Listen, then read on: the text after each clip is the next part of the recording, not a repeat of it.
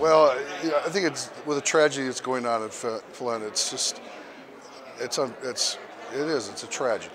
I think the governor spent a lot of time pointing fingers, talking about where the blame should lie. And very little time talking about solutions.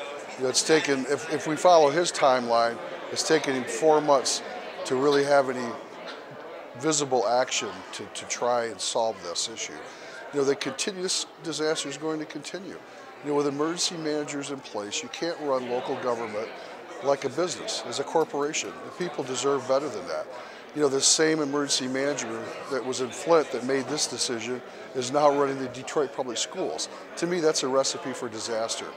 I think it's very unfortunate what's taken place. There's so many things that need to be done. A lot of this is a federal piece to it as well. We need to have a comprehensive infrastructure plan for this country done at a federal level, state level, and local level. And I was disappointed. I think there could have been a lot more done. He also talks about transparency. We, the Democrats, have been talking about transparency since the time that I've been here and before, about bringing in the executive branch and the legislative branches under the Michigan Freedom of Information Act. And yet the Republicans refuse to do that and will not do that.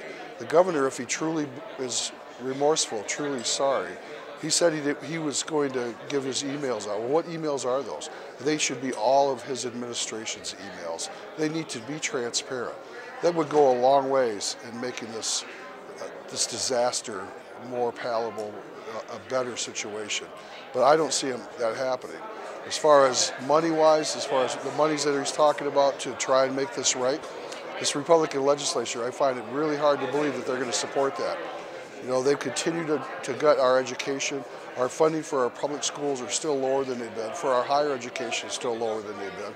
They talk about jobs, but these aren't jobs that people can live on. These are jobs that people have to work 2 jobs to support their families. And that's just unfortunate. Our children are coming out of college, universities with $100,000 in debt. And they're having to leave this state to find jobs that they can afford to pay for that debt. We need to find careers for our children. The middle class, they continue at the federal level and the state level, they continue to gut our middle class. And it's not going to go away. And it's just tragic.